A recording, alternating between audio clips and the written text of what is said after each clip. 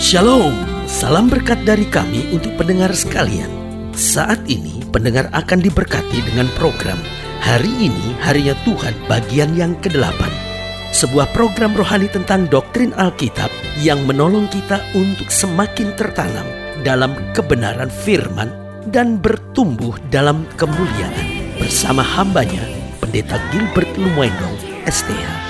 Banyak orang merasa doktrin Alkitab sebagai sesuatu yang membingungkan. Tetapi tahukah saudara bahwa doktrin Alkitab intinya adalah memahami Alkitab dengan benar, dengan pemahaman yang sistematis, sehingga kita terus dapat tertanam di dalam kebenaran firman, sehingga kita terus bertumbuh di dalam kemuliaan Allah. Buka hati saudara sekalian untuk menerima berkat-berkat firman-Nya hari ini. Banyak orang tidak masuk gereja atau banyak orang keluar dari gereja seringkali bukan karena setan. Tetapi banyak orang tidak masuk gereja atau banyak orang keluar dari gereja seringkali karena orang gereja itu sendiri. Mungkin sudah mendengar program ini, sudah berkata, pendeta, apa yang sedang kau maksudkan dengan perkataan itu? Saya ulangi sekali lagi. Banyak orang keluar dari gereja, banyak orang tidak masuk gereja bukan karena setan. Karena kita tahu setan tidak punya kuasa. Setan tidak bisa menghalangi. Kenapa? Karena kuasa Yesus jauh lebih besar. Alkitab berkata orang yang dipanggil oleh Kristus, orang yang dipilih oleh Kristus, tidak ada yang bisa menahannya. Tetapi saudaraku yang kasih dalam Tuhan, dengar baik. Seringkali yang justru menjadi batu sandungannya, yang membuat orang keluar dari gereja, yang membuat orang tidak bisa masuk gereja, atau membuat orang gereja kecewa dan akhirnya keluar dari gereja, atau membuat orang luar yang tadinya justru tertarik dengan pengajaran-pengajaran Kristus, yang justru sudah merasa seperti ada panggilan Tuhan, tetapi akhirnya belum juga mau masuk gereja. Kenapa? Karena dia lihat cara hidup orang percaya sendiri. Ada banyak orang berkata, saya sih kagum dengan ajaran Yesus. Saya kalau baca Alkitab tersentuh sekali lihat ajaran-ajaran Yesus yang sangat dahsyat dan luar biasa. Tetapi sayang, orang Kristen sendiri seringkali nggak mempraktekkan itu. Seringkali orang Kristen sendiri justru cara hidupnya berbeda dengan apa yang ditulis oleh firman Tuhan. Saudaraku yang kasih dalam Tuhan, di situ kita menjadi batu sandungan. Tetapi melalui program ini saya percaya tidak kebetulan. Kita diajar, kita ditantang untuk senantiasa seperti apa yang kata Paulus katakan, kamu adalah surat Kristus yang terbuka yang dapat dibaca oleh semua orang. Biarlah hidup kita menggambarkan surat Kristus yang terbuka. Orang melihat hidup kita dan boleh memuliakan Bapa di sorga. Haleluya.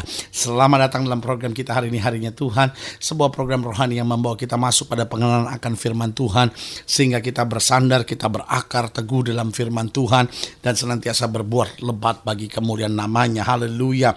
Dan di dalam program ini kita sedang membahas tentang pintu gerbang bait Allah ditutup. Saudaraku yang kasih dalam Tuhan, sebetulnya kan pintu gerbang bait Allah harusnya terbuka.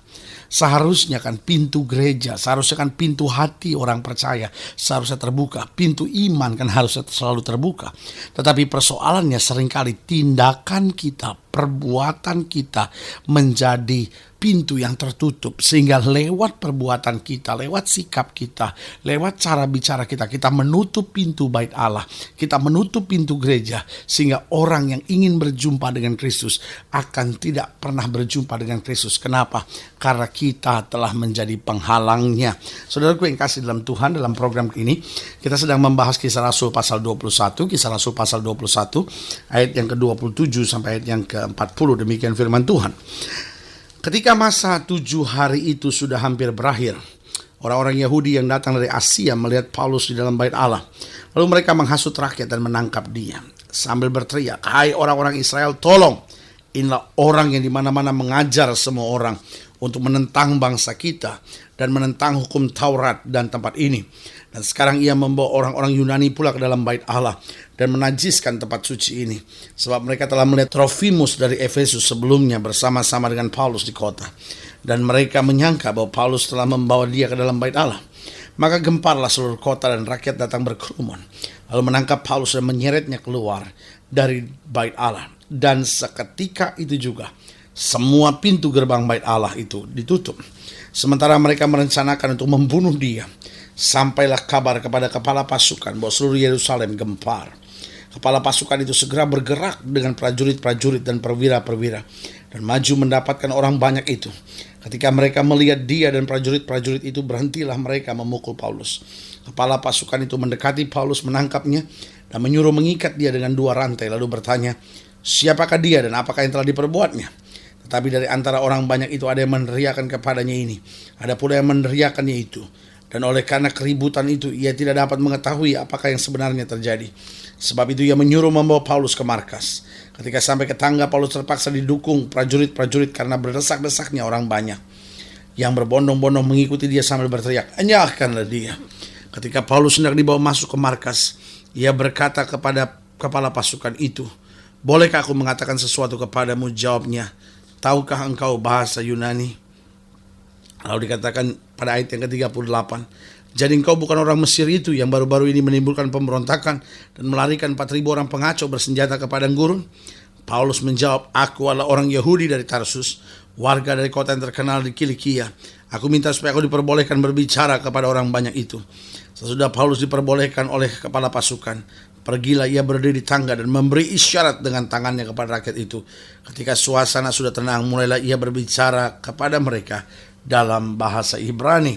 Lihat saudaraku yang kasih dalam Tuhan, di ayat yang ke-30 dikatakan, maka gemparlah seluruh kota dan rakyat datang berkerumun lalu menangkap Paulus dan menyeretnya keluar dari bait Allah. Dan seketika itu juga semua pintu gerbang bait Allah itu ditutup. Lihat saudaraku yang kasih dalam Tuhan, bicara tentang pintu gerbang bait Allah, maka kita bicara tentang tempat untuk orang masuk ketemu dengan Tuhan. Tetapi pintu itu ditutup. Saudaraku yang kasih dalam Tuhan, pintu itu seharusnya ditutup jika ada sesuatu yang telah menajiskan tempat itu.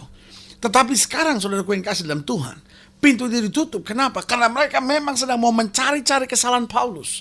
Saudaraku yang kasih dalam Tuhan, seringkali dendam seseorang, seringkali sakit hati seseorang, seringkali perpecahan-perpecahan yang terjadi, itu yang telah menyebabkan pintu gerbang bait Allah tertutup.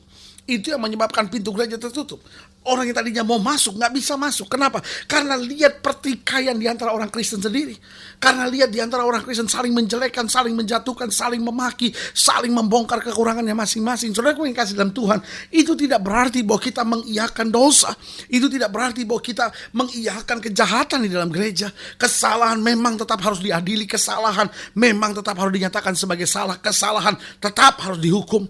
Tetapi saudaraku yang kasih dalam Tuhan, penghukuman Kristen itu jelas. Ada penghukuman yang bicara langsung. Orang bicara tentang kenabian hari-hari ini. Tetapi saya khawatir banyak orang bukan bicara kenabian, tetapi provokasi, saudara-saudara. Kenabian itu berarti seseorang yang mengetahui kesalahan, mendatangi orang yang salah, lalu memberitahu kesalahannya. Itulah berita kenabian. Tetapi banyak orang sekarang senang membongkar kesalahan orang, menjelek-jelekan orang di depan orang lain untuk mencari simpati bagi dirinya.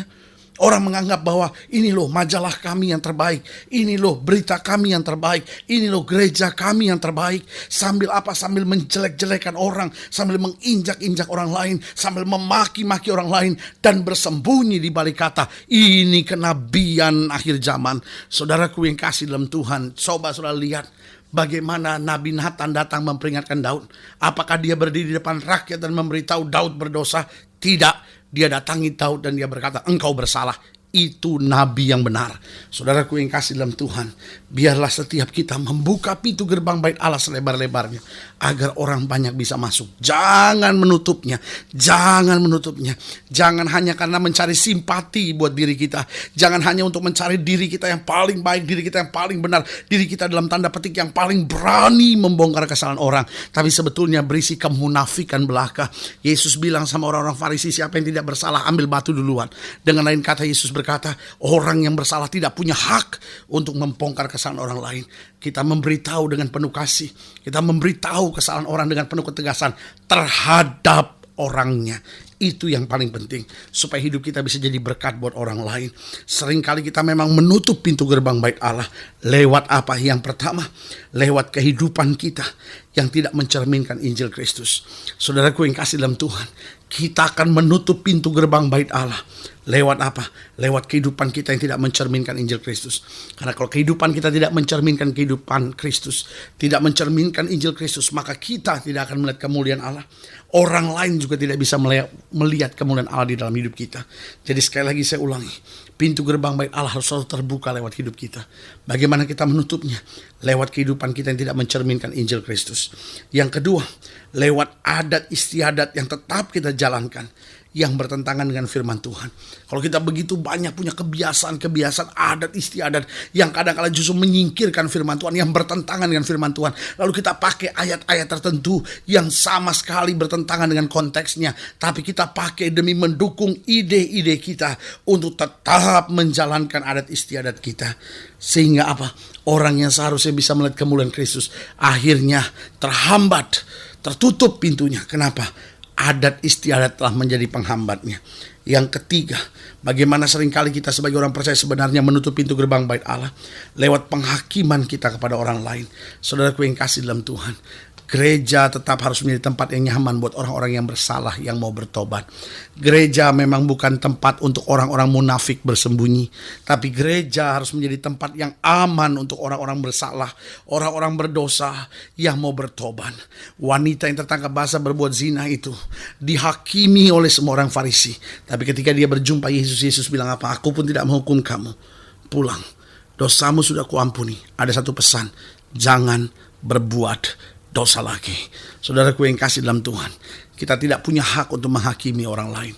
Kita hanya perlu memberitahu kesalahan orang lain, dan kita dipanggil untuk memberi kekuatan buat orang lain, menolong orang lain yang lemah untuk tetap bertahan dan teguh di dalam Tuhan. Saudaraku yang kasih dalam Tuhan, berarti kita tidak boleh menutup pintu gerbang bait Allah. Kita harus buka selebar-lebarnya dengan hidup yang mencerminkan Injil Kristus, dengan hidup yang berpegang pada firman Tuhan, dan dengan menyatakan kasih kepada setiap orang.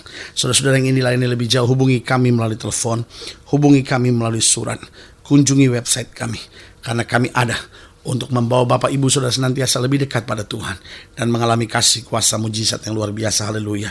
Melalui program ini juga saya mau berdoa untuk setiap saudara yang sakit, setiap saudara yang berbeban berat. Saudara-saudara yang ingin didoakan secara khusus boleh taruh tangan kanan saudara di dada dan kita doa. Bapa, dalam nama Yesus, hamba doa buat yang sakit, hamba doa buat yang berbeban berat, hamba doa buat rumah tangga yang goncang, hamba berdoa untuk orang-orang muda yang sedang menghadapi pergumulan. Bapa, hamba berdoa di dalam nama Yesus, Tuhan jamah, Tuhan pulihkan. Hamba juga berdoa untuk setiap mereka yang mungkin selama ini yang jadi batu sandungan dan rindu lewat hidupnya kemuliaan Tuhan boleh nyata. Hamba berdoa di dalam nama Yesus, Tuhan pulihkan. Haleluya. Amin. Saudaraku yang kasih dalam Tuhan, kita sudah berdoa dan ingat Allah kita adalah kekuatan, gunung batu, benteng keselamatan kita yang kepadanya kita tidak akan goyah. Haleluya. Inilah saatnya kita bersemangat, bersuka cita, tetap setia menghadapi segala perkara karena kita tahu di dalam Yesus kita lihat perkara-perkara yang luar biasa terjadi. Haleluya. Doa saya menyertai saudara sampai berjumpa pada program berikut dan jangan lupa jadikan hari ini harinya Tuhan. Haleluya.